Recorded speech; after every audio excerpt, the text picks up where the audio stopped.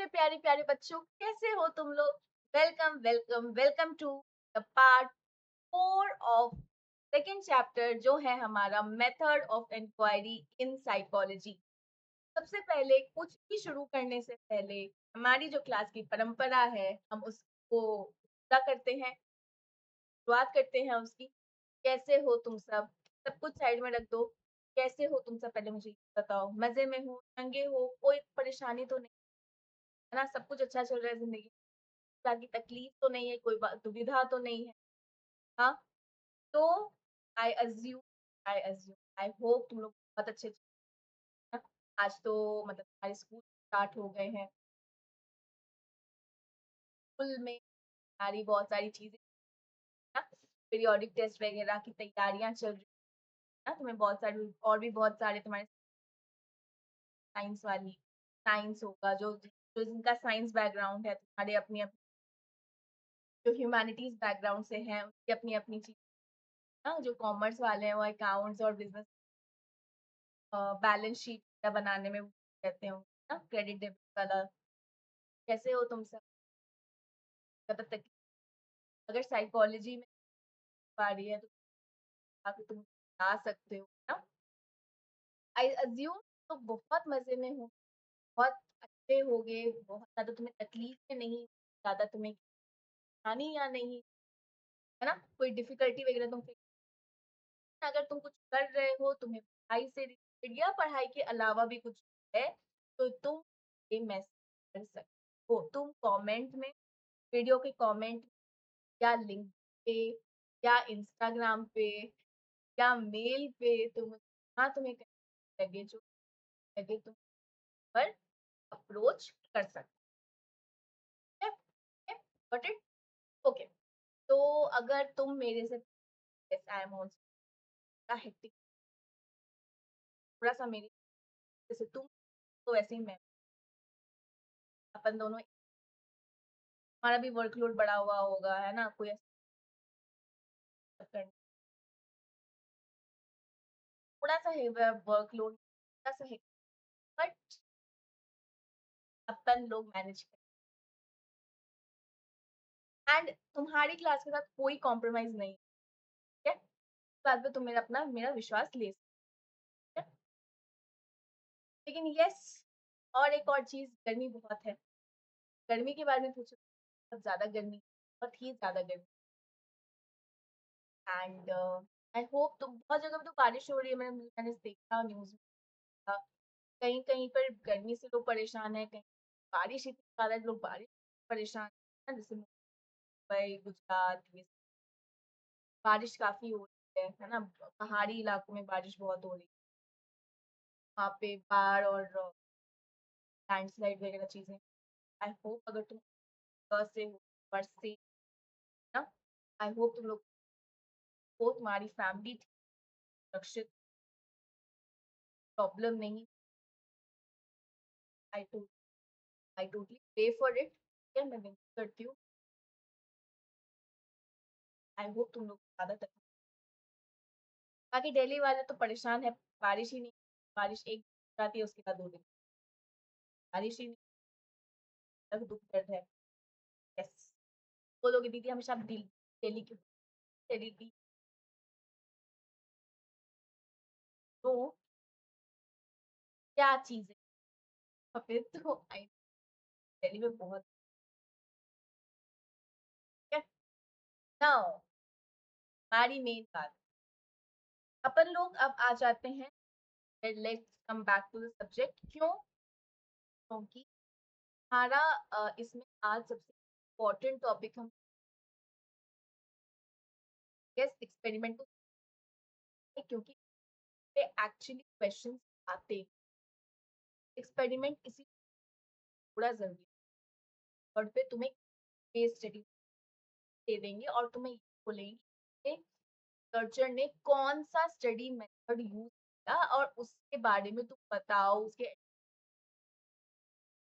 Features ये सब बताओ। तो क्वेश्चन ऐसे बने, ठीक है?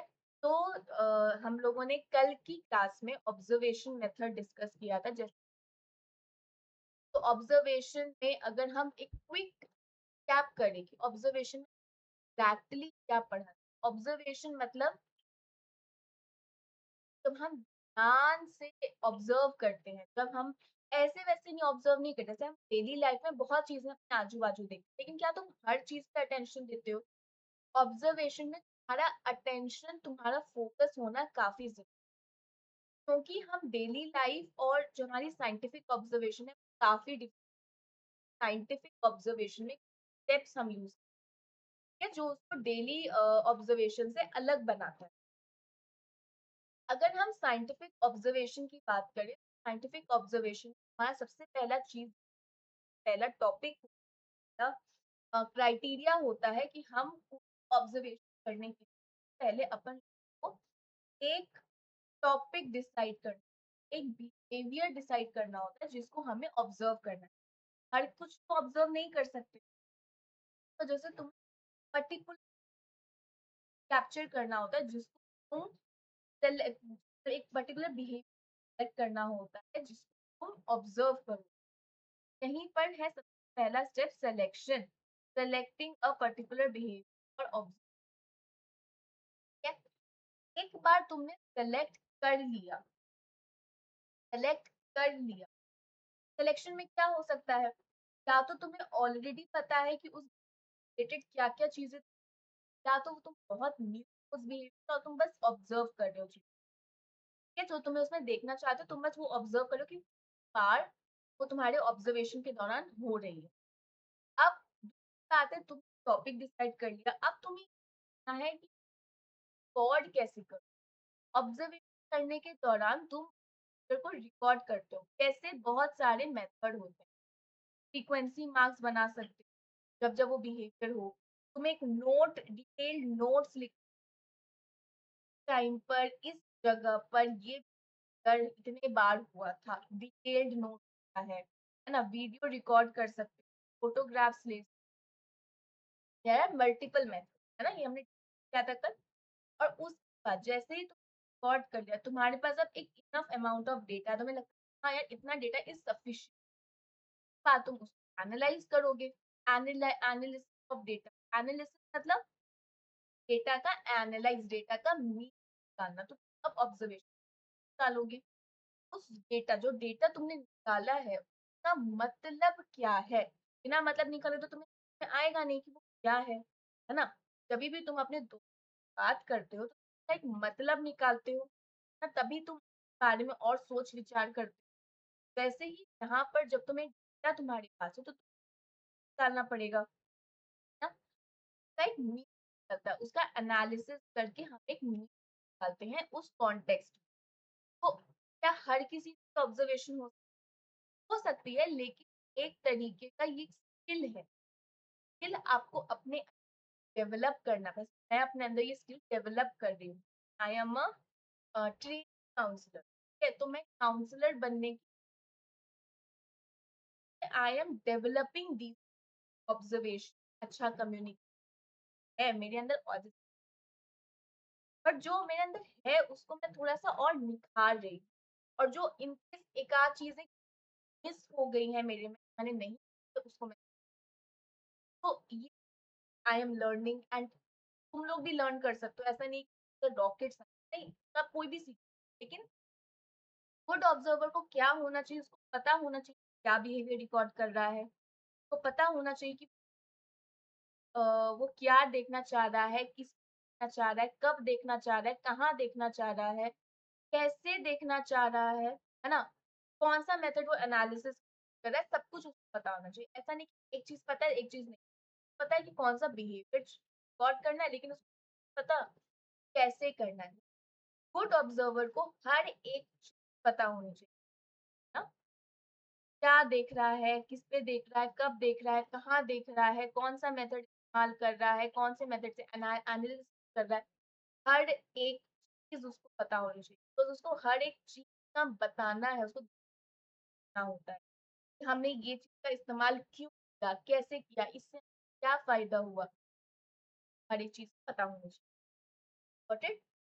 बाद हमने, अगर मैं देखो मैं बार बार ऐसे करूँ, I know it's bit annoying, but बहुत good, थोड़ा सा मेरे साथ कोऑपरेट।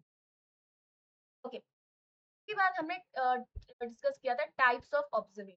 टाइप्स ऑफ ऑब्जर्वेशन क्या-क्या कहते हैं? हमारे दोस्तों के टाइप्स होते हैं, है ना? एक जेन्युइन होगा, एक कन्वीनिएंट होगा, है ना? एक just just good for a friend type होगा, है ना? इस तरीके से हमारे ऑब्जर्वेशन के भी टाइप्स होते हैं। जैसे नेचुरलिस्टिक वर्सेस कंट्रोल्ड ऑब्जर्वेशन और एक होता है participant versus non participant. Naturalistic observation क्या होता है? जिस हम रियल सेटिंग में कर रहे हैं और उसमें ऑब्जर्वर, अगर मैं ऑब्जर्वर, मेरा उस सेटिंग में कोई रोल नहीं है, कोई एफर्ट नहीं, कोई कंट्रोल नहीं है, अपने तरीके से जो जैसे हो रहा है मैं उसको वैसे ही। अगर मुझे ये देखना है कि टाइगर अपने दोस्तों के साथ, टाइगर मतलब रियल टाइगर एनिमल, अगर मैं जिम कॉर्बेट में जाके जंगल सफारी में मैं ये देखना चाहूँ टाइगर पानी कैसे पी, टाइगर अपने बच्चों के साथ कैसे खेलता है, अगर मुझे ये देखना है, क्या मैं इसको ये अरे नहीं नहीं नहीं भाई साहब, नहीं नहीं टाइगर भैया ऐसे नहीं, ऐसे थोड़ा सा ऐसे ही करो ना तुम तो अच्छे से मैं तुम्हें देख सकती हूँ। मैं नहीं कर सकती ना यार, यहाँ पे ना मजा नहीं आ रहा, यहाँ पे ना लाइटिंग अच्छी नहीं है। काम करो तो मैं पेड़ के नीचे थोड़ा सा आ जाओ, थोड़ा सा मजा आएगा वहां पे तो।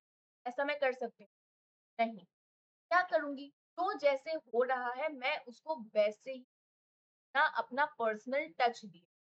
That is called natural observation. मतलब जो चीज ऑलरेडी में हो रही है मैं उसको समझ रही, मैं उसको पढ़ रही हूँ और मेरा कोई एफर्ट नहीं या कोई कंट्रोल उसको चेंज करने पे है। अब दूसरा ऑब्जर्वेशन हम बोलते हैं कंट्रोल्ड ऑब्जर्वेशन, उसको हम लैब में ही करते हैं।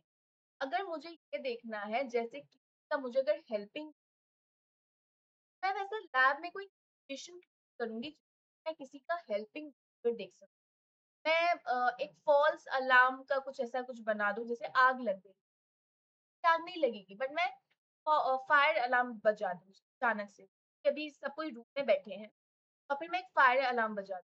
कौन पहले लोग अपनी हेल्प करते हैं, लोग दूसरे, ये चीज समझना।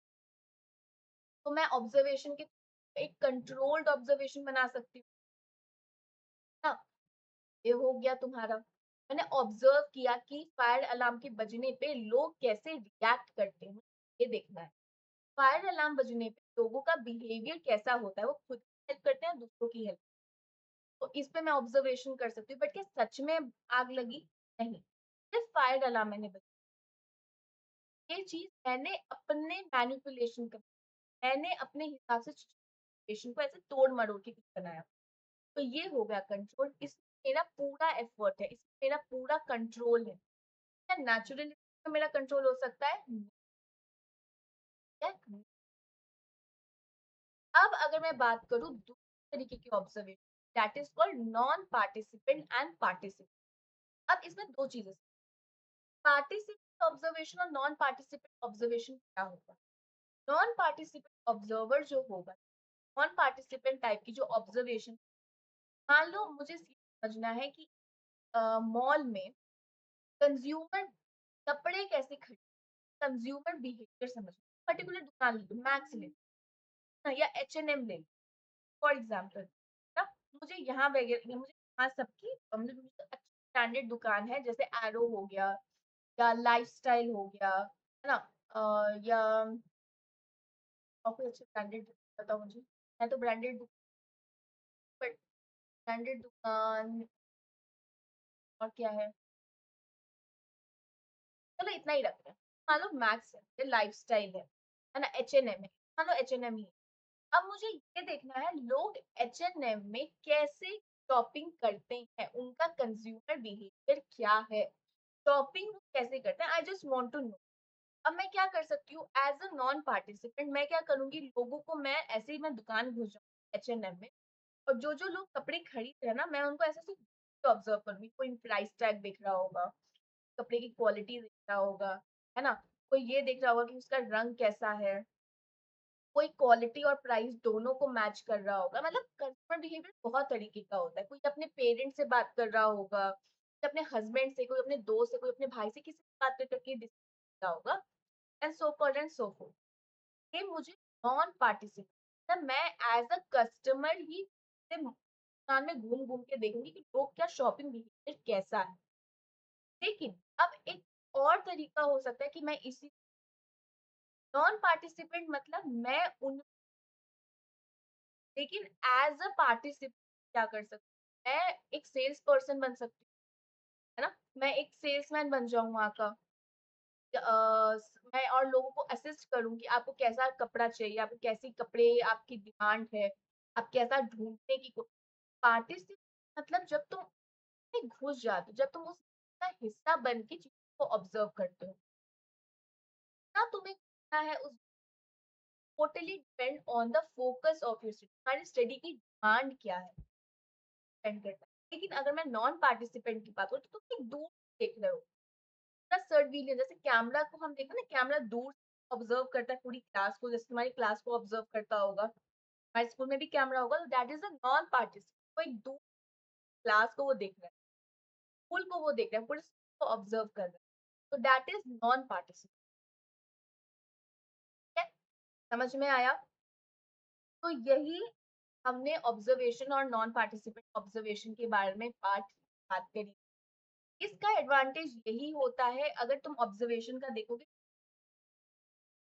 इंफॉर्मेशन डेटा मिलेगा बहुत अच्छा ऑथेंटिक डेटा मिलेगा है ना लेकिन इसमें ना एक प्रॉब्लम क्या होती है अगर किसी गलती से पार्टिसिपेंट को ये पता चल जाए कोई हमें ऑब्जर्व कर रहा है वजह से ना उसके बिहेवियर में कुछ चेंजेस आ जाएगी वो कॉन्शियस हो जाए वो रियल बिहेवियर अपना शो नहीं करेगा वो कॉन्शियस हो जाए ये एक प्रॉब्लम आ जाती है एक प्रॉब्लम और आती है ऑब्जर्वर बायस का मतलब ये होता है जब तुम किसी को ऑब्जर्व करते हो ऑब्जर्वेशन के दौरान तुम्हारे क्या आइडियाज हैं तुम्हारी क्या बिलीफ क्या एक्सपेक्ट के बीच में आ जाती है और वो तुम्हारे ऑब्जर्वेशन को थोड़ा सा चेंज कर सकती है अफेक्ट आ सकता है ना तो कम करने के लिए हम कोशिश करते हैं जब भी हम ऑब्जर्व करें हम बस ऑब्जर्व करें हम उसको इंटरप्रेट ना करें हम कोई चीज की रिकॉर्डिंग कर रहे हैं just we are recording that thing we are not be interpreting that मतलब हमें उसकी करनी है रिकॉर्डिंग करने के समान हमें उसका मीनिंग निकालना है कि क्या ऑब्जर्व कर रहे हैं अदरवाइज यही प्रॉब्लम आएगा ऑब्जर्वर बायस आएगा और तुम्हारा डेटा अगर बहुत अच्छे टॉप क्वालिटी का भी होगा ना फिर वो खराब हो जाएगा just because of this aspect ठीक है छोटा सा रिकैप समझ में आया अब अपन लोग क्या करेंगे आज हम बात करेंगे एक्सपर्ट की and it is quite important तो थोड़ा सा इसमें समझना ऐसी है जो एग्जाम में आती है समझो एक्सपेरिमेंट क्या है एक्सपेरिमेंट तुमने कहाँ का एक्सपेरिमेंट साइंस में सुना होगा है ना एक्सपेरिमेंट एक्सपेरिमेंट बायोलॉजी एक्सपेरिमेंट है ना समझा होगा साइकोलॉजी में एक्सपेरिमेंट थोड़ा अलग होता है एक्सपेरिमेंट तुम लोग भी करते होगे है ना ऐसा कुछ बना लेते हैं इससे ऐसा कुछ बन के आएगा है ना तो इस टाइप के छोटे छोटे एक्सपेरिमेंट्स तुम भी करते होगे ना तो एक्सपेरिमेंट अगर हम साइकोलॉजी के बारे में बात करें तो एक्सपेरिमेंट हम करते हैं हम दो वेरिएबल के बीच कॉज एंड इफेक्ट एस्टैब्लिश करते हैं कॉज एंड इफेक्ट रिलेशन का मतलब हुआ वेरिएबल क्या हुआ आई नो ये सब टर्म्स हैं अब हम हर एक टर्म को समझने की कॉज एंड इफेक्ट रिलेशन मतलब ये होगा तो यही ऐसा रिलेशन अगर दूध में अगर तुम दूध में क्या नाम है विनेगर या नींबू डाल दोगे तो वो पनीर ही बनेगा दूध फटने से पनीर ही कॉज क्या है दूध फटना इफेक्ट क्या हुआ उसका पनीर बन आया कॉफी पीने से कंसंट्रेशन बढ़ता है कॉफी पीना is a your cause coffee तुमने कंज्यूम किया कॉफी तुमने किया तो वो तुम्हारा कारण है और उसका इफेक्ट क्या है तुम्हारा कंसंट्रेशन बढ़ गया सारी चीज कॉज एंड इफेक्ट रिलेशनशिप हम जब कोई दो इवेंट के बीच हैं या दो कोई वेरिएबल के बीच वेरिएबल मतलब वो चेंज हो सकता है नंबर्स उसकी वैल्यू चेंज हो सकता है इंटेलिजेंस तुम्हारा नॉइज की वजह से आवाज की वजह से तुम्हारा अटेंशन पे क्या फोकस,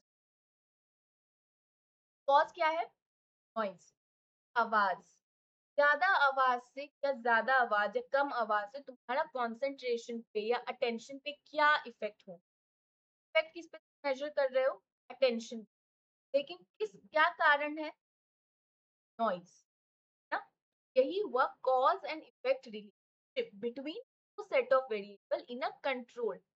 कंट्रोल्ड क्यों, क्योंकि यहाँ पे जो एक्सपेरिमेंटर है, यहाँ पे पहले वाले में ऑब्जर्वेशन में क्या था, ऑब्जर्वर, यहाँ पे है एक्सपेरिमेंट, तो एक्सपेरिमेंटर है उसका पूरा पूरा कंट्रोल होता है कि वो अपने हिसाब से सिचुएशन को होल्ड कर सके, चेंज कर सके, हिसाब से उसके रिजल्ट को, है, तो एक्सपेरिमेंटर के पास ये मैनिपुलेशन या कंट्रोल करने का पावर होता है, ठीक है।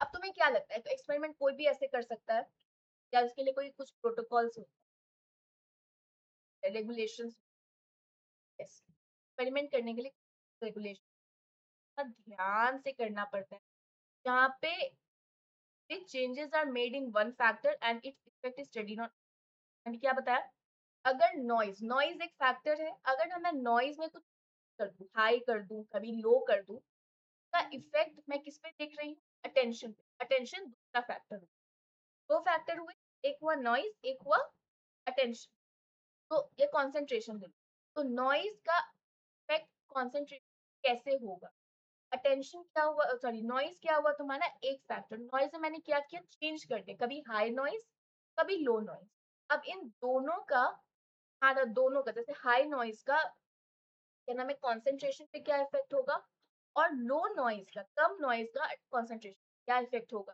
तो ये बात समझ में आई। और बाकी अदर फैक्टर्स कांस्टेंट, जैसे कि हमने अगर ये किया, जैसे हमने उसको लैब में किया, तो किन 25 लोगों पे हम कर रहे हैं, उनका एज लेवल रख दिया ना, टेम्परेचर सेम रख दिया, का टेम्परेचर हमने सेम रख दिया, लोगों का हमने इंटेलिजेंस रख दिया, हाँ सेम रख दिया, मतलब वो लोगों का एवरेज आईक्यू हमने उनको लिया जिनका आईक्यू एवरेज है, जिनका जो अ, मतलब साल तक के हैं, 20 इयर्स 30 इयर्स वाले के हैं, उनका ही रख दिया, मेल्स और फीमेल को ले लिया, मतलब कुछ कुछ क्राइटेरिया जो हर किसी को हम वो कांस्टेंट फैक्टर्स की वजह से कोई चेंज, कोई बदलाव ना आ जाए, ठीक है। तो एक्सपेरिमेंट में cause is the event being और manipulated, effect is the behaviour that changes because of the, है, कॉज क्या हुआ, वो इवेंट जिसको रिसर्चर मैनिपुलेट कर रहा है बार बार कंट्रोल कर रहा है, कंट्रोल है उसका उसके ऊपर, और इफेक्ट क्या हुआ, कॉज की वजह से वो changes, bowling to cause and effect relation आया। अब अपन लोग समझे वेरिएबल क्या होता है, सिंपल है ना, एक्सपेरिमेंट क्या हुआ, कॉज एंड इफेक्ट, किसी कॉज का इफेक्ट क्या होगा, if this then that, then वाला जो होता है, अगर कॉफी पिया तो कंसंट्रेशन बढ़ेगा, ज्यादा कॉफी पिया तो कंसंट्रेशन बढ़ेगा, कम कॉफी पिया तो नींद आएगी, समझ में आ रही है बात। अब कॉन्सेप्ट ऑफ वेरिएबल, अगर तुम्हें वेरिएबल है क्या, बार बार हम कर रहे हैं, वेरिएबल होता क्या है, एक्सपेरिमेंटल मेथड में रिसर्चर जो है दो वेरिएबल के बीच एक रिलेशनशिप बनाने की, तो तुम बड़े होगे तो तुम्हारा भी रिलेशन साथ बनेगा, तुम्हारा रिलेशन तुम्हारे पेरेंट्स के साथ है, तुम्हारे सिबलिंग के साथ है, तुम्हारे दोस्तों के साथ तुम्हारा रिलेशनशिप, बड़े होगे जब तुम्हारी शादी वगैरह होगी, हाँ शादी का नाम स्माइल कर ले, कहाँ जा, जब तुम्हारी शादी होगी तो भी रिलेशन एक बनेगा, है ना। तो इसी तरीके से जब हम साइकोलॉजी की बात करते हैं तो रिसर्चर भी दो वेरिएबल के बीच कॉजल बनाने की कोशिश करते हैं। रिलेशन क्या है, रिलेशनशिप होता क्या है, ये सॉरी रिलेशनशिप, वेरिएबल क्या होता है, वेरिएबल क्या होता है, कोई भी ऐसा इवेंट, कोई भी ऐसा चीज, ऑब्जेक्ट, स्टिमुलस, वो वेरी कर सकता है, चेंज हो सकता है, कांस्टेंट नहीं है, अलग अलग वैल्यूज, है ना, और जिसको मेजर भी कर सकते हो एट द सेम टाइम, तो अपन लोग वेरिएबल कहते हैं। फॉर एग्जाम्पल इंटेलिजेंस, इंटेलिजेंस एक हमारा एट्रीब्यूट है, क्या वो चेंज हो सकता है? हाँ। सबका वो सेम नहीं होता, क्या उसको तुम मेजर कर सकते हो? हाँ, उसके लिए इंटेलिजेंस। क्या तुम्हारा अटेंशन, नहीं अटेंशन, जैसे कॉफी, कॉफी एक चीज है, कॉफी एक ऑब्जेक्ट है, क्या तुम कॉफी को कॉफी चेंज हो सकता है? हाँ, हाई हो सकता है, लो हो सकता है, ज्यादा कम हो सकता है, क्या उसको मेजर कर सकते हो? हाँ, मेजरिंग कौन आता है। वो भी स्टिमुलस, जो भी event जिसको तुम चेंज, जो चेंज हो और जिसको मेजर भी कर सकते हो, तो हम वेरिएबल कहते हैं। Object by itself is not variable but a attribute. Pen, जैसे तुम कलम है, तुम्हारी कलम एक ऑब्जेक्ट है, बट क्या वो वेरिएबल है? नहीं। पेन के जब बहुत सारे कलर्स आते हैं, वो variable. Pen you are using right for use for writing is not a variable but it's different shape, size, colour are variable, vary करते हैं। पेन जो हुआ तुम्हारा ऑब्जेक्ट है, जब तुम उस चीज का वेरिएशन देखते हो, तो कलर उसके अलग है, उसके शेप्स अलग हैं, उसका साइज अलग है, तो वेरी कर रहा है, that is called variable. Variable जो करता है। अब एक तुम जो पे बैठे हो, क्या वो रूम तुम्हारा वेरिएबल है? नहीं, लेकिन उसका साइज वेरिएबल होगा। रूम वेरिएबल नहीं है, उसका साइज वेरिएबल। कोई बड़ा रूम हो सकता है, कोई छोटा रूम हो सकता है, मीडियम साइज का रूम हो सकता है, बहुत छोटा रूम हो सकता है ना? लेकिन उसका रूम का साइज हो सकता है। किसी का हाइट वेरिएबल हो सकता है, हाँ, का हाइट 5 हो सकता है, 5 फुट मतलब हो सकता है, किसी का 6 फुट हो सकता है, किसी का 5 फुट 4 फुट 2 इंच हो सकता है, हाइट किसी का है। वो भी वेरिएबल, समथिंग जो चीज जो मेजरेबल है, दैट इज कॉल्ड वेरिएबल। अब क्या नाम है, किसी किसी का डिफरेंट कलर होता है, किसी के बालों का डिफरेंट कलर होता है, आंखों का different, any like very, very is the variable. अब इंटेलिजेंस का वेरिएबल है, हाँ, इंटेलिजेंस वेरिएबल है, क्योंकि लोगों का इंटेलिजेंस भी अलग अलग तरीके का होता है, हाई मॉडरेट लो हर तरीके का होता है, तो इंटेलिजेंस भी वेरी करता है ना? तो अब अगर मैं तुम्हें एक बात बताऊं, तो वेरिएशन क्या होता है? Variation can be in the quality और क्वांटिटी ऑफ ऑब्जेक्ट और वेरिएशन की हो सकता है या तो क्वांटिटी नंबर्स में, या तो क्वालिटी में, high low medium good bad, ऐसा भी। अब ये एक्सपेरिमेंट, ना एक्सपेरिमेंट हम पढ़ेंगे।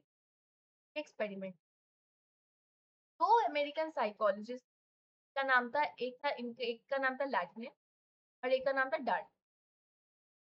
तो उन्होंने 1970 में स्टडी करी थी, हेल्पिंग बिहेवियर पे। स्टडी में इन्होंने क्या किया, इस ऑर्डर ये देखने के लिए, मतलब इस लोग इनकी स्टडी में पार्टिसिपेट करे, उन्होंने कोलंबिया यूनिवर्सिटी को इसमें एक अप्रोच किया, और जो बच्चे थे कोलंबिया यूनिवर्सिटी के, वो एक करके लैबोरेटरी में आ रहे हैं। उनको ये इम्प्रेशन, को ये बता के बुलाया गया था कि उनके बारे में इंटरव्यू किया जाए। सच बात नहीं बताई गई। सर्च में हम किसी को भी सच नहीं बताते हैं। क्यों नहीं बताते हैं? क्योंकि जब अगर हम सच बताएंगे, हमने तुम्हें बुलाया है, तो उस वजह से हमारा बिहेवियर कॉन्शियस हो जाओ, शायद वो रिस्पॉन्स नहीं पाओ, तो इसलिए हमें तुमसे कभी कभी चीज बाकी तुमसे इन्फॉर्मेशन, जैसी हमें इन्फॉर्मेशन जाती है, हम तुम्हें बाद में बता देते हैं हमने इसके बारे में तुम, हम तुम्हें धोखे में नहीं रखते, अंधेरे में नहीं रखते हैं। अगर शुरुआत में नहीं बता रहे हैं, तो लास्ट में बता देते कि हमने ऐसा क्यों, क्या था इसका। इनके साथ भी यही हुआ, इनको शुरुआत में बोला गया था कि हम तुम्हारे टॉपिक पे इंटरव्यू करना, असली नहीं बताया। हर स्टूडेंट एक वेटिंग रूम में भेज दिया गया था, जहाँ पे उन्होंने एक क्वेश्चन को कंप्लीट किया, मतलब उसमें नाम पता ये सब, तो वो उनको कंप्लीट। उनमें से कुछ स्टूडेंट ने क्या देखा, उन्होंने उसमें स्टूडेंट को, स्टूडेंट ने ये देखा कि दो और लोग ऑलरेडी बैठे हैं, एक कुछ क्या देखा कि ऑलरेडी 2 लोग रूम में बैठे हुए हैं और बाकी जो थे वो ऐसे ही अकेले जाके बैठे हुए।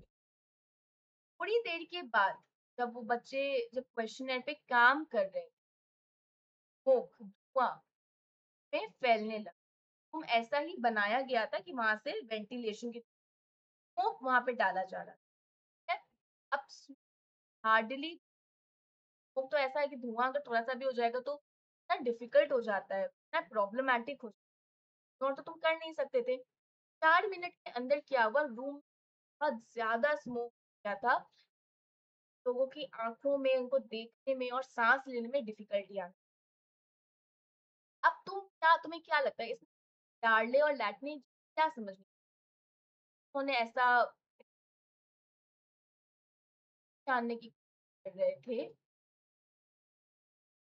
फ्लुएंटली तो बस क्या उठ के वो रूम से निकल जाएँगे इन केस ऑफ इमरजेंसी।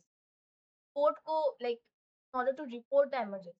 ये लोग ऐसा उठ जाएँगे मतलब रूम छोड़ के भाग जाएँगे और बस बस बोलेंगे इस इमरजेंसी। ऐसा कितने बच्चे मोस्ट मतलब 75% of the student who were wait alone जो अकेले वेट कर रहे थे। जिनके रूम में ऑलरेडी 2 लोग बैठे थे वो नहीं, जो लोग अकेले बैठे हुए थे, उन्होंने मतलब 75% लोगों को रिपोर्ट किया। बट दोज़ रिपोर्टिंग इन लेकिन जो ग्रुप में थे, उन्होंने बहुत कम जो ग्रुप था उसमें 3 भोले बच्चे थे, नाइव स्टूडेंट उन्होंने इसको रिपोर्ट किया था only 38% of when the student waited with other 2 confident confident मतलब उनको ऑलरेडी पता था ऐसा कुछ होने वाला है, तो रिएक्ट नहीं करना, उनको बस सिंपली बैठे रहना। Who were instructed beforehand by the researcher to do nothing. Only 10% students आया इस एक रूम था, ठीक है? एक रूम में क्या हुआ? एक रूम में ऑलरेडी बच्चों को बुलाया गया था कि क्या करना है, तुम्हें एक क्वेश्चन टॉपिक की रिव्यू करना है और वो करने के लिए उन्हें भेज दिया गया था। एक रूम में ऑलरेडी 2 लोग पहले से बैठे हुए और एक रूम में कोई भी नहीं था, ये लोग अकेले अपना बैठे हुए।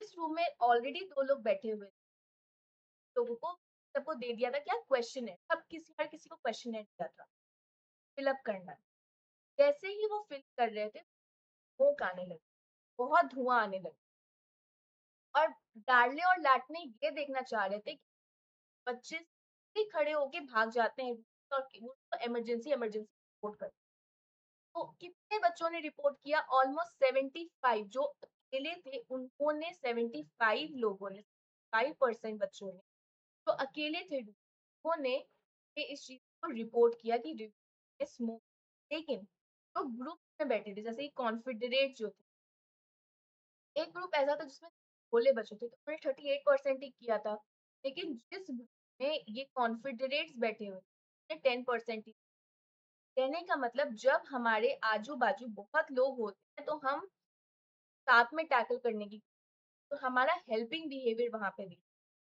हम अकेले होते हैं तो हम अपनी जान बचा के भागना पसंद जब हमारे साथ कोई होता है हम उसका भी सोचते हैं एंड उस बारे में भी उसका भी कंसिडरेशन है कोई भी करने से पहले ये था एक्सपेरिमेंट का सारांश है अब अगर मैं तुमसे ये बोलूं कि एक्सपेरिमेंट में क्या नाम है वेरिएबल क्या था क्या बताओगे इसमें कौन था वेरिएबल पर्सन प्रेजेंस और absence of person in the room of variable smoke नहीं था स्मोक वेरिएबल नहीं था स्मोक वेरिएबल कि स्मोक का ऐसा ये नहीं था कि हाई था लो था नहीं स्मोक का वेरिएबल नहीं लोग स्मोक पे कैसा बिहेव कर रहे थे ये अपन लोग को देखा स्मोक एक इफेक्ट हुआ तो उसका कैसे स्मोक की वजह से लोग बिहेव करते हैं हम लोग को ये देखना यहाँ पे वेरी क्या कर रहा है लोगों का एब्सेंस और प्रेजेंस कितने लोग वहां पे टिकते हैं कितने लोग वहां से भाग जाते हैं तो smoke was a cause smoke की वजह से लोग कैसे रिएक्ट करते हैं स्मोक क्या था कॉज और इफेक्ट क्या हुआ लोग कितने रूम में हैं और कितने चले गए ठीक है? अब वेरिएबल क्या लगता है बहुत एक ही तरीके का होता है वेरिएबल बहुत तरीके केवल 2-3 तरीके का होता है मेनली अपन लोग का भी फोकस है इंडिपेंडेंट और डिपेंडेंट वेरिएबल। इंडिपेंडेंट वेरिएबल मतलब ये इंडिपेंडेंट है, हमारी तरह स्वतंत्र है, इसको वो किसी भी चीज पर निर्भर नहीं है, ठीक है। तो इंडिपेंडेंट वेरिएबल कौन सा वेरिएबल होता है? वो वेरिएबल, इसी को हम कॉज वेरिएबल, कॉज इफेक्ट हमने अभी पढ़ा ना, ये कॉजिंग फैक्टर है, इसी का इफेक्ट हम डिपेंडेंट वेरिएबल, तो हम इस dependent variable is a cause का इफेक्ट हम देखते हैं डिपेंडेंट वेरिएबल को कॉजिंग फैक्टर और डिपेंडेंट वेरिएबल को इफेक्ट फैक्टर। डिपेंडेंट फैक्टर क्या हुआ? जो रिसर्चर अपने हिसाब से मैनिपुलेट या चेंज कर सकता है order to support the experiment. The effect of this change is the variable which researcher want to observe or note in the, क्या कहने का मतलब हुआ? का इफेक्ट के ऊपर जो इफेक्ट होता है वही रिसर्चर देखने की कोशिश करता है, वही रिसर्चर का प्राइमरी इंटरेस्ट है। इस चेंज की वजह से इंडिपेंडेंट वेरिएबल में जब चेंज होगी का क्या इफेक्ट होगा, वही रिसर्चर का मेन फोकस है। तो अगर मैं ये डार्ले और लैटिनी स्टडी की बात करूं, तो क्या लगता है इसमें वो क्या देखना चाहिए? Examine the effect of presence of other people on the smoke. जब और भी लोग हैं मौजूद, उन लोगों के प्रेजेंस का रिपोर्ट स्मोक पे क्या वो होगा, इफेक्ट होगा ना। तो इसमें इंडिपेंडेंट वेरिएबल क्या हुआ? इंडिपेंडेंट या डिपेंडेंट वेरिएबल, प्रेजेंस और absence of people in the room का इफेक्ट स्मोकिंग रिपोर्ट करने पे क्या होगा, क्या बता दें। स्मोक नहीं होगा इंडिपेंडेंट, स्मोक इंडिपेंडेंट वेरिएबल क्यों नहीं? स्मोक पर ये हो रहा है कि स्मोक हाई है या लो है, तो हम वो नहीं कर रहे हैं। प्रेजेंस और एब्सेंस मतलब लोग कितना एक्टिवली प्रेजेंट है, लोग कितना जा रहे हैं, कितने प्रेजेंट है, ये देखना है। Effect of presence of other people on report the smoke. अब इसको इसका एक हैक है समझने के लिए, डिपेंडेंट कौन सा, डिपेंडेंट कौन। जब हम ये पढ़ते ना, the effect of presence of other people का effect presence of other people इस स्मोक पे, जब ये ऑन के बाद जो चीज होती है ना, हम डी बोलते हैं, मतलब वेरिएबल। और ये जो इफेक्ट ऑफ प्रेजेंस हो गया ना, है ना हैक, हैक मैंने बताया ना, ये होता है हैक। तो हमने इसमें क्या देखा, एक्सपेरिमेंट में डार्ली और लैट ने क्या देखने की कोशिश कर रहे थे, लोगों के प्रेजेंस या एब्सेंस का रिपोर्ट, स्मोकिंग का रिपोर्ट करने, स्मोक जब है तो उस रिपोर्टिंग पे क्या होगा। अगर लोग हैं तो क्या वो स्मोक रिपोर्ट करेंगे, अगर लोग जा चुके हैं क्या वो स्मोक रिपोर्ट करेंगे, ये उनको देखना। तो the independent variable was what? Presence or absence of other people in the room. अब जिस वेरिएबल पे इसका इफेक्ट देखा गया उसको हम वेरिएबल कह देते हैं, पर इफेक्ट ऑब्जर्व किया गया इंडिपेंडेंट का उसको अपन लोग डिपेंडेंट वेरिएबल कह देते हैं। डिपेंडेंट वेरिएबल वो फिनोमिनन होता है जो रिसर्चर एक्सप्लेन करने की, एंड अगर डिपेंडेंट वेरिएबल में चेंज होगा तो डिपेंडेंट वेरिएबल में क्या है, इंडिपेंडेंट वेरिएबल में चेंज की वजह से ही डिपेंडेंट वेरिएबल है, ठीक है। फ्रीक्वेंसी, लोग स्मोक को, मतलब जो धुआं है उसको रिपोर्ट कर रहे हैं, ये हो गया तुम्हारा डिपेंडेंट वेरिएबल, ठीक है। इंडिपेंडेंट वेरिएबल हो गया तुम्हारा कॉज और डिपेंडेंट वेरिएबल इफेक्ट। कोई कंफ्यूजन है? इंडिपेंडेंट डिपेंडेंट वेरिएबल आया समझने की, एक्सपेरिमेंट को छोड़, इंडिपेंडेंट डिपेंडेंट वेरिएबल समझ। अगर मैं तुमसे effect of coffee on concentration, IV क्या होगा? आईवी मतलब इंट्रावेनस वो नहीं, आईवी मतलब इंडिपेंडेंट वेरिएबल, और डीवी डिपेंडेंट। तो मैं ये पूछता, the effect of concentration, the effect of coffee on concentration, इसमें आईवी क्या हुआ? कॉफी के ऊपर का इफेक्ट, कॉफी का इफेक्ट पे coffee, the effect of coffee on concentration, IV क्या हुआ? किसका इफेक्ट? कॉफी का इफेक्ट, कॉन्सेंट्रेशन। तो का effect that is IV, that is IV का मतलब कॉफी का इफेक्ट कॉन्सेंट्रेशन या आईवी डी जाता है, बट जब तुम्हारे पास लिखा हुआ होगा ना तो इट ना एक ये बात तुमको समझने की जरूरत है कि इंडिपेंडेंट और डिपेंडेंट वेरिएबल इंटरडिपेंडेंट पर निर्भर अलग नहीं। अगर तुम्हें कॉज नहीं पता होगा तो तुम्हें इफेक्ट नहीं मिलेगा, और अगर इफेक्ट तुम्हें पता है तो तुम्हें जानना है कि कॉज क्या है। Neither of them can be defined without other. Also, independent variable researcher ही करता है, और ये ऐसा नहीं the only variable। अगर तुम्हें ये लगता है कि सिर्फ आईवी वेरिएबल ही है जो सिर्फ डिपेंडेंट वेरिएबल को इन्फ्लुएंस करता है, तो ये तुम गलत सोच। ऐसा नहीं है, जो सर्चर आईवी सेलेक्ट करता है उसी का डिपेंडेंट वेरिएबल पे इफेक्ट है। और भी कुछ वेरिएबल हो सकते हैं आईवी के अलावा, सिर्फ वेरिएबल कहते हैं, वो भी डीवी को अफेक्ट कर सकता है। जैसे तुम्हारे और तुम्हारे दोस्त अच्छा रिश्ता, लेकिन तुम्हारे दोस्त के ऊपर किसी और दोस्त का भी इन्फ्लुएंस है तुम्हारे अलावा, तो वो जो तीसरा इंसान है ना, वो हो गया एक्सट्रीमियस वेरिएबल। तो किसी भी बिहेवियर, बहुत सारे वेरिएबल तो बहुत एक कॉन्टेक्स्ट में होते हैं। आईवी और डी को इसलिए किया जाता है कि रिसर्चर को पता होता है कि ये मेरे इंटरेस्ट से रिलेवेंट है, मेरे इंटरेस्ट थ्योरेटिकल या रिसर्च इंटरेस्ट के अकॉर्डिंग जा रहा है। लेकिन ऐसा भी बहुत बार होता है कि ऐसे एक्सटर्नल वेरिएबल आ जाते हैं जो डिपेंडेंट वेरिएबल को इन्फ्लुएंस करते हैं, लेकिन रिसर्चर उसको इंटरेस्टेड नहीं होता है उन एग्जामिन करने। रिसर्चर का एक्सटर्नल कोई इंटरेस्ट नहीं, बट फिर भी वो डिपेंडेंट वेरिएबल को जाता है। क्या लगता है इस वेरिएबल को कंट्रोल करने की जरूरत है? Yes, needs to be control. क्यों? हम एक्चुअली बता पाए कि आईवी का एक्चुअली इफेक्ट। अगर हम एक्सट्रीमियस को कंट्रोल नहीं करेंगे तो एक्सट्रीमियस ही डीप पे वो अफेक्ट कर जाएगा, और तुम्हारे आईवी का कोई लेना देना नहीं, तुम्हारा आईवी ऐसे ही जाएगा। A researcher is able to pinpoint the cause and effect relationship IV and अगर तुम इस वेरिएबल को एक्सपेरिमेंट कंट्रोल करोगे, तुम इससे एक्चुअली पॉइंट करके बता सकते हो कि इंडिपेंडेंट और डिपेंडेंट वेरिएबल में कॉज और इफेक्ट रिलेशन है या नहीं।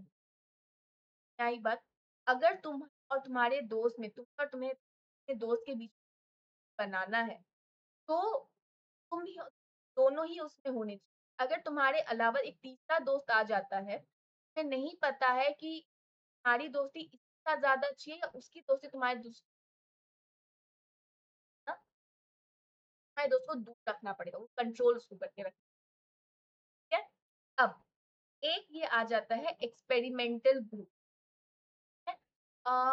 अपन करेंगे आज इस खत्म कर देंगे, तो थोड़ा सा इसको हम हल्का फास्ट फॉरवर्ड रखें, तो एटलीस्ट एक्सपेरिमेंट आज मैं खत्म किया। अब एक्सपेरिमेंट और कंट्रोल, अब तुम्हें क्या लग रहा है एक्सपेरिमेंटल ग्रुप या और कंट्रोल ग्रुप? कभी भी हम बच्चे कभी भी हम एक्सपेरिमेंट करते हैं ना, दो तरीके के हमारी क्लास के बहुत सारे सेक्शंस होते हैं ना, तरीके से जब हम कोई एक्सपेरिमेंट करते हैं ना तो उस दो तरीके ग्रुप्स होते हैं। एक्सपेरिमेंट में एक या एक से ज्यादा एक्सपेरिमेंटल ग्रुप होते हैं और एक से ज्यादा कंट्रोल, मेनली दो ग्रुप्स, एक्सपेरिमेंटल ग्रुप और कंट्रोल। एक्सपेरिमेंटल ग्रुप क्या होता है और कंट्रोल ग्रुप क्या होता है, आसान भाषा में। एक्सपेरिमेंटल ग्रुप वो होता है जिसके ऊपर हमें एक्चुअली देखना है कि मतलब वो हम पढ़ना चाह रहे हैं, जो हम रिसर्च करना चाह रहे हैं, वो साथ हो रहा है। जैसे एग्जाम्पल से मुझे समझना है कॉफी का इफेक्ट कंसंट्रेशन पे होता है या नहीं। सिंपल सा है, कॉफी का इफेक्ट कंसंट्रेशन पे है या नहीं, मुझे ये समझ। अब मेरे पास दो ग्रुप, एक है एक्सपेरिमेंटल, एक है कंट्रोल। अब मैं क्या करूंगी, जो एक्सपेरिमेंटल को मैं कॉफी दे, तो मैं कॉफी और जो कंट्रोल ग्रुप है उसको मैं कॉफ़ी नहीं दूँ। मतलब यहाँ पे वो बच्चे वाली वो आ जाती है। एक बच्चे को चॉकलेट दूँगी, दूसरे बच्चे को चॉकलेट मैं और फिर मैं ये देखूँगी कौन बच्चा पढ़ाई में ज़्यादा अच्छा है। इस तरीके का अगर मुझे कुछ क्या हुआ एक्सपेरिमेंटल में मैंने क्या किया एक्सपेरिमेंटल वाले को मैंने कॉफ़ी दिया और कंट्रोल वाले को मैंने कॉफ़ी नहीं दिया। कंट्रोल वाले को मैं क्या दूँगी? कंट्रोल वाले को मैं शायद ऐसे ही कुछ चीनी दे दूँगी, चीनी का घोल बना के उसको ऐसा कुछ तब मैं उसको कॉफ़ी नहीं दूँ और फिर मैं ये एक्सपेरिमेंटल और कंट्रोल ग्रुप का कंसंट्रेशन क्या इफ़ेक्ट अगर एक्सपेरिमेंटल ग्रुप का कंसंट्रेशन पे अच्छा परफॉर्मेंस होगा एज़ कंपेयर टू कंट्रोल, तो मेरा रिसर्च प्रूव हो जाएगा कि हाँ, कॉफ़ी का कंसंट्रेशन पे अच्छा इफ़ेक्ट है। एक्सपेरिमेंटल ग्रुप क्या हुआ इस हम आईवी आईवी मतलब कॉफ़ी, आईवी जो है हम एक्सपेरिमेंटल ग्रुप को ही देते हैं और कंट्रोल ग्रुप को नहीं। तो जो आईवी हम देते हैं ना उसको हम ट्रीटमेंट भी बोलते हैं, जो हम एक्सपेरिमेंटल ग्रुप को देंगे, वो हम कंट्रोल ग्रुप को नहीं देते। तभी तो तुम एक्सपेरिमेंट कर पाओगे कि अगर एक को दोगे, एक को नहीं दोगे, तभी तो तुम पॉइंट कर पाओगे कि हाँ, कॉफ़ी देने से कंसंट्रेशन इफेक्ट होता है या नहीं। तभी तो तुम्हें समझ में आएगा। एक्सपेरिमेंटल ग्रुप जहाँ पे member of the group are exposed to independent variable manipulation. Control group होता है ये कंपैरिजन ग्रुप होता है। एक्सपेरिमेंटल ग्रुप की तरह ही इसको किया जाता है लेकिन यहाँ पे जो मैनिपुलेटेड वेरिएबल है वो नहीं। अगर मैं वो डालने और लाटने की बात करूँ तो दो एक्सपेरिमेंटल ग्रुप और एक कंट्रोल। दो पार्टिसिपेंट पार्टिसिपेंट को जो स्टडी में भेजा गया था उनको तीन तरीके के एक रूम ऐसा था जहाँ पे कोई भी प्रेजेंट नहीं था कंट्रोल और बाकी दो में ऐसा था कि बाकी जैसे एक रूम कोई भी नहीं था, बाकी जो 2 रूम्स थे, 2-2 लोग बैठे हुए थे। वो एक्सपेरिमेंटल ग्रुप हो गया।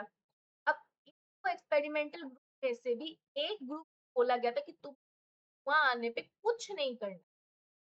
जब धुआँ रूम में फैल जाएगा तुम्हें कुछ नहीं करना है। वो इंस्ट्रक्शन दिया गया था और दूसरी कोई इंस्ट्रक्शन नहीं। जैसे ही एक्सपेरिमेंटल मैनिपुलेशन हुआ, कंट्रोल ग्रुप का परफॉर्मेंस इस मेजर हुआ कि किस मेजर हुआ लोग स्मोक को रिपोर्ट कर रहे हैं एज कंपेयर टू और क्या पाया गया कंट्रोल ग्रुप के लोगों ने ज्यादा इमरजेंसी रिपोर्ट करी as compare first experimental group जिसको इंस्ट्रक्ट किया गया था तुम्हें करना है and followed by second group पता ही नहीं था कि हमें करना क्या है। ठीक है समझ में आया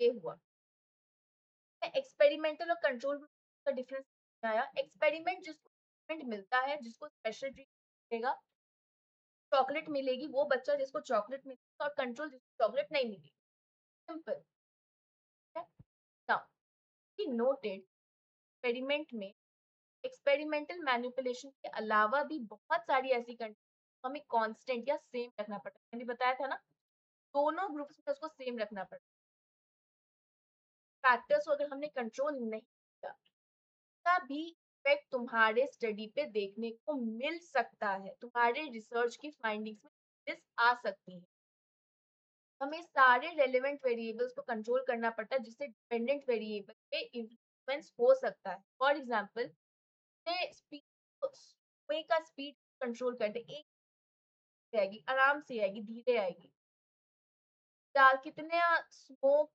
टोटली आया स्ट्रक्चर क्या था एंड एक्सेट्रा एक्सेट्रा तो हर किसी सेम होना चाहिए ऐसा नहीं मेरे लिए ज्यादा धुआं आ रहा है तुम्हारे लिए धुआं कम आ रहा है ऐसा नहीं डालना तो तुम्हें क्या लगता है पार्टिसिपेंट को हम ऐसे वन बाय वन करके भेजते हैं किसी को कहीं भी भेज तो कहीं भी भेज डिस्ट्रीब्यूशन ऑफ पार्टिसिपेंट एक्सपेरिमेंटल और control group is done randomly मतलब एक मेथड है हर एक पार्टिसिपेंट को उतना ही चांस मिलेगा हर एक कंडीशन में जाने का a method that ensure each person has an equal chance of the group ऐसा नहीं है कि वो लेफ्ट आउट फील करता है वो किसी ना किसी उसका पार्ट बनेगा, तो इक्वल चांस होता है। अगर if in one group the experimental had included only other group, the result obtained in the study से क्या होगा, एक क्या मिल सकता है, अगर एक ग्रुप को डाला और एक ग्रुप रिसर्चर को क्या मिलेगा, जेंडर डिफरेंस देखने को, है ना? तो the result obtained in the study could gender differences rather than due to the experimental manipulation। ये सारे रेलेवेंट वेरिएबल को हमें देखना पड़ता है, क्योंकि क्या कर सकते हो, जेंडर डिफरेंसेस को क्या कर सकते हो, मिक्स कर दो, मेल भी उतने डालो, फीमेल डालो, दोनों ग्रुप्स में जेंडर डिफरेंस नहीं आएगा। All relevant variables in experimental study that might influence the dependent variable need control. कुछ तीन तरीके के एक्सट्रीम, एक होता है ऑर्गेनिस्मिक। ऑर्गेनिस्मिक मतलब पार्टिसिपेंट का, जैसे पार्टिसिपेंट का एंजाइटी, का पर्सनालिटी, का इंटेलिजेंस, जो पर्सन से रिलेटेड आ जाता है। सिचुएशन या एनवायरमेंटल वेरिएबल, जैसे टेम्परेचर, नॉइज, ह्यूमिडिटी, है ना, ये सब। और एक हो जाता है सीक्वेंशियल। सीक्वेंस रिलेटेड वेरिएबल जो होता है वो ये अज्यूम करता है कि क्या है, ये इतना इम्पोर्टेंट, तो ये कब इम्पोर्टेंट होता है, ये तब होता है जब पार्टिसिपेंट को हम काफी सारे कंडीशन में टेस्ट कर रहे हैं। सीक्वेंशियल वेरिएबल की जरूरत पड़ती है, बट तुम्हें डिटेल में जाने की जरूरत नहीं है, ऑनेस्टली बताओ मेरे, ठीक है? बहुत सारे कंडीशन होते हैं, जैसे कि बहुत लंबा एक्सपेरिमेंट है, कोई पार्टिसिपेंट बेहोश हो गया, कोई पार्टिसिपेंट परेशान हो गया, है ना, या किसी में प्रैक्टिस इफेक्ट देखने को मिल गया, इन सब चीजों से स्टडी पे काफी इम्पैक्ट पड़ सकता है। तो अगर मुझे ये ऐसे ऐसे एक्सट्रीमस वेरिएबल को कंट्रोल करना, तो मेरे पास क्या बहुत सारे टेक्निक। पहला टेक्निक ये है, द गोल ऑफ एक्सपेरिमेंट क्या है, ऑर्डर टू मिनिमाइज, मतलब मैं जितना मेरे कंट्रोल में हो उतना एक्सट्रीमस वेरिएबल को कंट्रोल कर सकूं। बेस्ट वे यही है, मैं उसको एक्सपेरिमेंटल सेटिंग से एलिमिनेट ही करूँ, तो दूर कर दूं, दफा कर दूं, तुम दूर हो जाओ यहाँ से, ऐसा मैं कर दूं। कैसे मैं कर सकती हूँ, हर मैं जो चीज मैं कंट्रोल कर सकती हूँ, जैसे रूम स्ट्रक्चर या टेम्परेचर, मतलब उनको मैं रेगुलेट कर सकती हूँ, नॉइज या जो भी चीज, सबको मैं रेगुलेट कर सकती हूँ। जैसे एक्सपेरिमेंट को मैं साउंड प्रूफ कर दूँ, एयर कंडीशन रूम में कर दूँ, जिस नॉइज और टेम्परेचर का चोचला ही ना। तरीका ये है ना, क्या कब, क्योंकि जरूरी नहीं है एलिमिनेट, हमें किसी चीज़ को कांस्टेंट रखना पड़ता है, जिससे इफेक्ट पूरे एक्सपेरिमेंट के दौरान सेम रहे, है ना। यही हुआ कांस्टेंट, मतलब बहुत चीज, जैसे पार्टिसिपेंट के फैक्टर्स को कांस्टेंट, सेम आईक्यू वालों को ले, सेम एज वालों को ले, है ना, तो ये कांस्टेंट। अब ऑर्गेनिज्म और बैकग्राउंड वेरिएबल को कंट्रोल करने के लिए मैं मैचिंग कर सकती हूँ, मतलब जो रेलेवेंट वेरिएबल से रिलेटेड है उसको मैं सेम कर सकती हूँ। जैसे अगर मेल और फीमेल है, तो इक्वल मेल इक्वल फीमेल एक ग्रुप में डाल दूँ, ये मैं कर सकती हूँ, है ना। होता है counter balancing technique. Counter balancing technique क्या होता है, इससे सीक्वेंस इफेक्ट, मतलब ऐसा होता है ना, अब मेल है फिर फीमेल है फिर मेल है फिर फीमेल, तो को पता होता है अच्छा मैं जाने वाला हूँ, या उस चीज को रैंडम करने के, participant randomly display, counter balancing sequence effect, जो सीक्वेंस इफेक्ट है ना, पहले ये जाएगा फिर मैं जाऊंगी, ऐसा चीज को। सपोज दो टास्क है, कोई एक एक्सपेरिमेंट, दो टास्क हम लोग, अब instead of giving a task the same sequence, पहले यही टास्क जाएगा उसके बाद ये टास्क जाएगा, तो करने के बजाय हम उस टास्क का ऑर्डर चेंज कर सकते हैं, पहले दूसरा दे दूं फिर पहला दे दूं, फिर ऐसा मैं कुछ कर दूं। तो rather than giving task in the same sequence, the experimenter में interchange the order of the task। आधे ग्रुप को पहले एक टास्क दे दूं, फिर वो आधे ग्रुप को पहला मैं एक टास्क दे दूं और फिर दूसरा टास्क दूं, और जो दूसरा वाला ग्रुप है तो मैं पहले दूसरा टास्क दे दूं फिर पहला वाला। क्या होगा उसमें changes, half the group may receive the task in the order A and B and other half in the B and A, ना, काउंटर बैलेंसिंग। और रैंडम असाइनमेंट, मतलब रैंडमली तुमने डाल दिया, ऐसा कोई सिस्टम नहीं पहले ये जाएगा फिर ये जाएगा, नहीं, रैंडमली तुमने इसमें डाल दिया इसको, ऐसा। Random assignment of participant to different group in order to eliminate any potential systematic difference. ठीक है, थोड़ा सा फास्ट लगा क्योंकि मैं आज एक्सपेरिमेंट करना चाहती हूँ, बट इसमें बहुत कुछ नहीं है। अभी तक हमने क्या पढ़ा? Cause and effect relationship, independent variable, dependent variable क्या होता है, डिपेंडेंट और डिपेंडेंट वेरिएबल के अलावा भी एक एक्सपीरियंस वेरिएबल होता है जिसमें तुम डी पे देख सकते हो। थर्ड ट्रायंगल, तुमने एक लव ट्रायंगल समझा है, तुम्हारी और तुम्हारी एक तुम्हारा दोस्त है और एक तुम्हारा दूसरा दोस्त है, एक तुम और एक तुम्हारा दोस्त है। अब तुम्हारा रिश्ता बहुत अच्छा चल रहा है, पता है जो तुम बोलोगे वही तुम्हारा दोस्त समझेगा और जो तुम्हारा दोस्त बोलेगा वही तुम। अब मान लो यहाँ पर एक तीसरा व्यक्ति भी आ जाता है, ये दोनों के बीच में जो है थोड़ा सा दरार लाने की कोशिश, है ना? ये जो है तुम्हारे दोस्त का कॉन्फिडेंस जीतने का इन्फ्लुएंस तुम्हारे दोस्त पे ज्यादा होगा, तो जितनी तुम्हारा इन्फ्लुएंस तुम्हारे दोस्त पे नहीं हो, हमें तुम्हारे दोस्त से काफी दूर क्या करोगी? थर्ड पर्सन को अपने दोस्त से दूर रखो। यहीं पे रिसर्च में भी हम यही करते हैं, इंडिपेंडेंट और डिपेंडेंट की बहुत अच्छा रिलेशन। बस अब आप अपन लोगों को क्या करना है, एक एक्सट्रीम वेरिएबल नाम का चोचला है, उसको हमें दूर, वो हमारे डिपेंडेंट वेरिएबल को इन्फ्लुएंस ना, ठीक है? समझ में आया? तो हमने यही पढ़ा था। बाद हम क्या आ गए, एक्सपेरिमेंटल एंड कंट्रोल। दो तरीके के, एक ग्रुप होता है जिसको हम वो चीजें देते हैं, ट्रीटमेंट देते हैं, और एक ग्रुप हुआ जिसको हम ट्रीटमेंट नहीं देते, है ना? उसके बाद क्यों हमें मतलब क्या क्या होता है एक्सट्रीमिस्ट वेरिएबल में, जैसे हम चीजों को बहुत सारे फैक्टर्स आ जाते हैं, वेरिएबल्स आ जाते हैं, उन कंट्रोल करना क्या टेक्निक है? हाँ, टेक्निक क्वेश्चन है। अब एक्सपेरिमेंट का एडवांटेज क्या है? अगर तुम एक्सपेरिमेंट करते हो, उसका एडवांटेज क्या है? वो तुम्हें बहुत अच्छा कॉज एंड इफेक्ट रिलेशनशिप में बता सकता है कि दो वेरिएबल्स क्या एक इफेक्ट है, क्या रिलेशनशिप, ये तुम्हें क्या रिश्ता है दो वेरिएबल्स में, इसे मिल जाएगा। लेकिन हमें हाईली कंट्रोल लैब सेटिंग, अच्छा लैब सिचुएशन, ऐसा कुछ नहीं कि उसमें मतलब उसमें तुम्हारा प्रॉपर मैनिपुलेशन होना है, ये हम सिर्फ पेशेंट को अपने अंदर कंट्रोल कर सकते हैं, जो बाहर का है हम बाहर से ही पेशेंट को स्टिमुलेट कर सकते हैं। और इसी की वजह से एक्सपेरिमेंट काफी क्रिटिसाइज होता है कि इसमें मैनिपुलेशन होता है, तो जैसे ऑथेंटिक डेटा नहीं आ पाता है, ऑथेंटिक आ पाता है ना?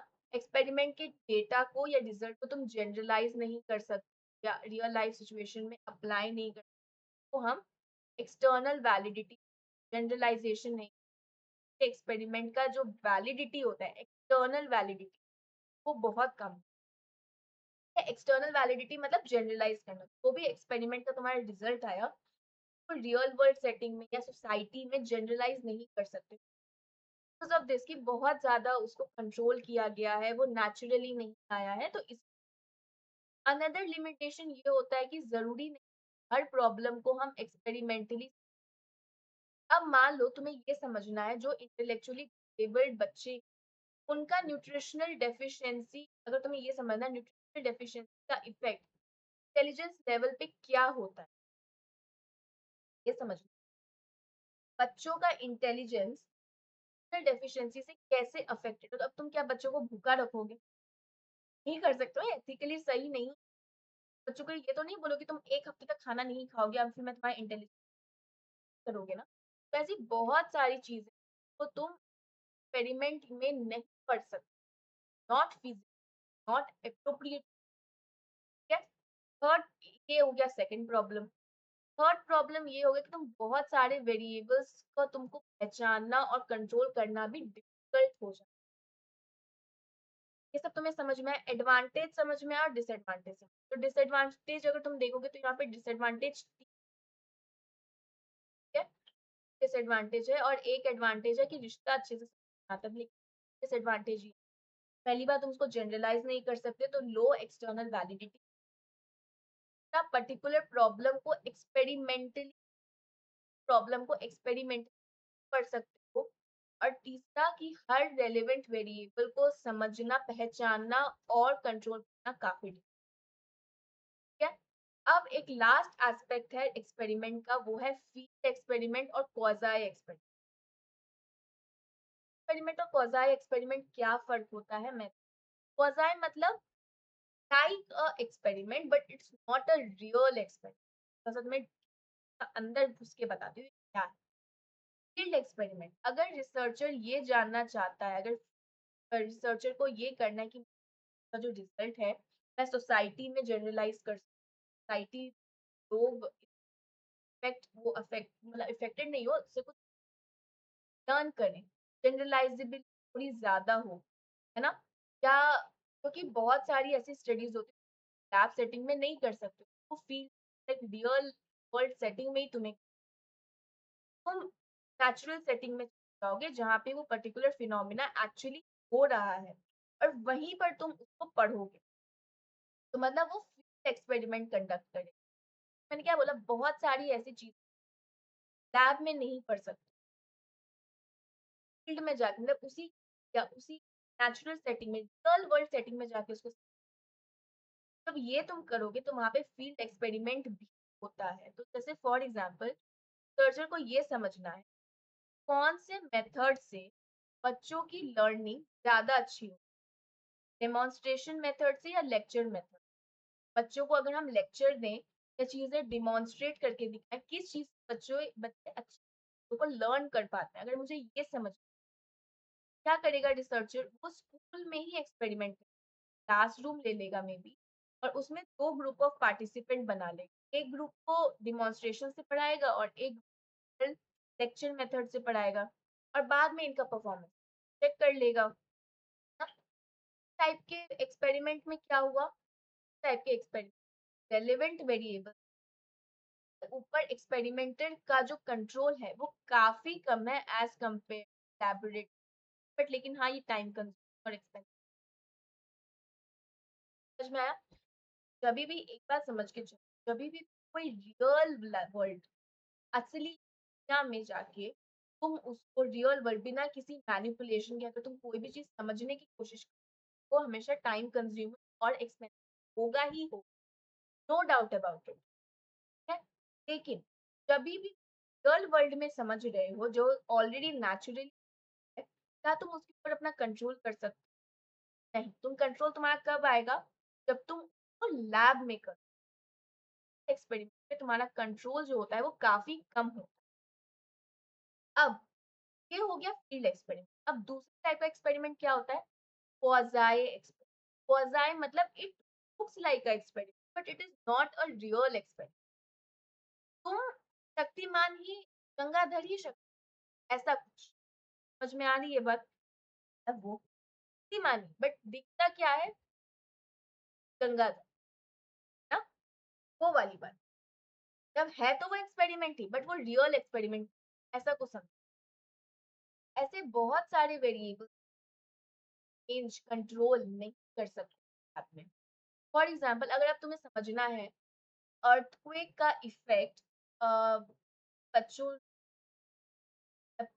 अर्थक्वेक का इफेक्ट तुम्हें want to study the effect of earthquake on children because their parents, तो ये समझना है भूकंप के वजह से बच्चों ने अपने माँ बाप को खो, उनके ऊपर क्या उस अर्थक्वेक का इफेक्ट है। क्या तुम अर्थक्वेक जनरेट करोगे, क्या तुम अर्थक्वेक जनरेट कर सकते हो? नहीं कर सकते। Can not create condition artificial lab obviously. क्या करोगे, सर्चर एक मेथड का इस्तेमाल करेगा क्वाजाई, एज इफ क्वाजाई जो है एक लैटिन वर्ड से डिराइव हुआ है दैट इज एज इफ, ऐसा हुआ हो सकता है तो अज्यूम करना है। टाइप के एक्सपेरिमेंट में क्या होता है, डिपेंडेंट वेरिएबल को हम सेलेक्ट करते हैं रादर देन उसको हम मैनिपुलेट। फॉर एग्जांपल अगर मुझे करनी है किन बच्चों ने अपने माँ बाप को खो दिया है अर्थक्वेक के दौरान, ऑलरेडी पहले कभी अर्थक्वेक हुआ होगा, मैं उन बच्चों से बात करूँ, बच्चों को एक्सपेरिमेंट में for example in the experiment group वही रहेंगे एक्सपेरिमेंटल एंड कंट्रोल, लेकिन यहाँ पर क्या मैं डिपेंडेंट वेरिएबल मतलब अर्थक्वेक को क्या मैं जनरेट कर सकती हूँ? नहीं। तो अर्थक्वेक से ऑलरेडी अफेक्टेड बच्चे हैं, मैं उनको ग्रुप में डाल दूँगी। एक्सपेरिमेंटल ग्रुप में हम वो बच्चे लेंगे जिनका ऑलरेडी जिन्होंने अपने पेरेंट्स को अर्थक्वेक में खो दिया है। क्या हो गया? हाँ, उन्होंने ऑलरेडी अर्थक्वेक में अपने पेरेंट्स को खो दिया है। और कंट्रोल ग्रुप में हम वो बच्चे लेंगे जो नॉर्मल बच्चे हैं, जिनको अर्थक्वेक से ज़्यादा मतलब उन्होंने एक्सपीरियंस किया है बट उन्होंने अपने पेरेंट्स को नहीं खोया है। पेरेंट्स उनके साथ हैं, ठीक है? क्वाज़ाई एक्सपेरिमेंट में हम समझेंगे कैसा किसका क्या इफ़ेक्ट। क्वाज़ाई एक्सपेरिमेंट तो मैं समझ क्वाज़ाई एक्सपेरिमेंट मैनिपुलेशन और क्वाज़ाई दोनों में से किसी में एक्सपेरिमेंट मैनिपुलेशन नहीं होता है डिज़ाइन, लेकिन फील्ड एक्सपेरिमेंट के विज मतलब एक्सपेरिमेंट में तुम नेचुरल सेटिंग में जाके वो चीज़ क्वाज़ाई में तुम वैसा सेटिंग कर सकते हो। क्वाज़ाई में ऐसे नेचुरल डिज़ास्टर के एक्सपेरिमेंट या कैंसर का करना है या ऐसा कुछ हमें करना है, कुछ हेल्थ डिज़ का करना है, मतलब वो हेल्थ डिज़ डालोगे नहीं, वो डिज़ीज़ अगर तुम डेवलप नहीं करो तो ऑलरेडी उस पीड़ित है, बात करो, तो एक्सपेरिमेंट का हिस्सा बनाओ। समझ में आ रही है बात? Does a quasi-experiment attempt to manipulate an individual variable in a natural setting naturally occurring form वैसा सेटिंग नहीं बना रहा है, वैसा माहौल नहीं बना रहा है। बस जो लोग उससे अफेक्टेड हैं, वो इंडिपेंडेंट ग्रुप और डिपेंडेंट ग्रुप हिस्सा बना रहा है। कल एक्सपेरिमेंटल और कंट्रोल ग्रुप का हिस्सा बना रहा है। कोई कंफ्यूजन क्वाज़ाई मतलब वो एक्सपेरिमेंट जो तुम आर्टिफिशियल कर सकते हो। नेचुरल डिजास्टर कर सकते हो आर्टिफिशियल नहीं, आर्टिफिशियल कर सकते हो, उसके अंदर डाल सकते हो नहीं, सारी चीज़ जब तुम्हें पर तुम्हें स्टडी करना है। अब साइक्लोन का इफ़ेक्ट अगर मुझे जो वहाँ के लोग हैं उन पर अगर मुझे देखना है, साइक्लोन का इफ़ेक्ट क्या है लोगों के ऊपर, तो मैं एक लोग देख लूँगी साइक्लोन से ऑलरेडी अफेक्ट अब मैं साइक्लोन क्रिएट तो नहीं कर सकती, मान तो नहीं मैं साइक्लोन क्रिएट करूँगी।